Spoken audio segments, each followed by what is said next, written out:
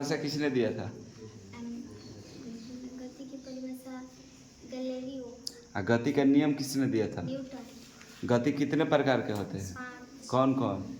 रेखीय गति, वृत्तीय गति, दोलन गति, घूर्णन गति, आवृत्ति गति। रेखीय गति किसे कहते हैं?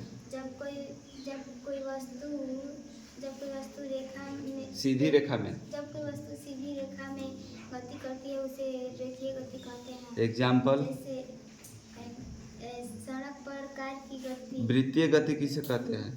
जब कोई वस्तु वृत्त या वृत्ताकार पथ पर गति करती है उसे वृत्तीय गति कहते हैं।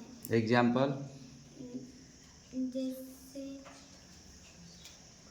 सूर्य के चारों ओर किसकी गति? पृथ्वी की गति। दोलन गति किसे कहते हैं? जोर से बोल। जब कोई वस्तु किसी निश्चित समय बिंदु के किसी निश्चित बिंदु में आगे पीछे या ऊपर नीचे गति करती है उसे दोलन गति कहते हैं। एग्जाम्पल?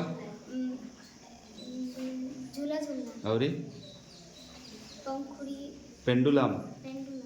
घूर्णन गति किसे कहते हैं? घूर्णन गति जब कोई वस्तु अपने अक्ष पर घूमता है उसे घूर्णन गति कहते हैं। एग्जाम्पल? जैसे लट्टू का घूमना। आवर्ती गति किसे कहते हैं? जब कोई वस्तु